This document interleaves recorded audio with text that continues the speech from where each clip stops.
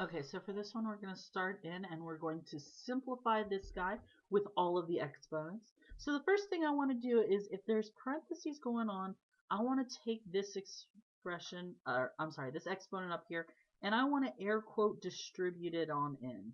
So it's going to go to everything in here. So the 15a to the 5th doesn't change, b squared doesn't change, c to the 4th doesn't change. I'm going to take 5 to the negative 2,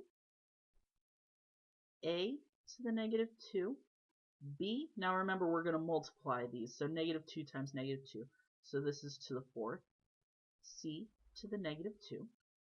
So now that we've got all those done, we're going to start dealing with the negative exponents. Now remember that if it's negative, it just means it jumps to the bottom. So this guy is going to go to the bottom of a fraction, bottom of a fraction, bottom of a fraction. Or if it starts on the bottom, it's going to go to the top. So these guys are the ones that stay on the top of the fraction.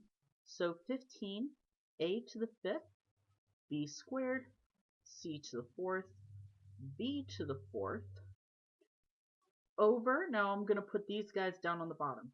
So 5 squared, a squared, c squared. So we're just getting rid of the negative signs now that we've moved them down to the bottom. So now I happen to know 5 squared, that's just 25. So let's write it out a little bit prettier. 15 over 25. A to the 5th is on top from right here. The a squared is on the bottom. The c to the 4th, c squared.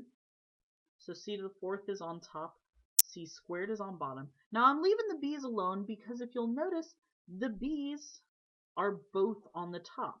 So since they're both on top, b squared times b to the 4th, we're just going to add those exponents. So this is b to the 2 plus 4, or b to the 6. Now what we can start to do is we can start to take these and start to kind of cancel them. A to the 5th over a squared. So this relates to the log laws. If we're multiplying, then it turns into addition. The division right here is going to turn into subtraction. So 5 minus 2, or a to the 3rd. C to the 4th over c squared, so 4 minus 2.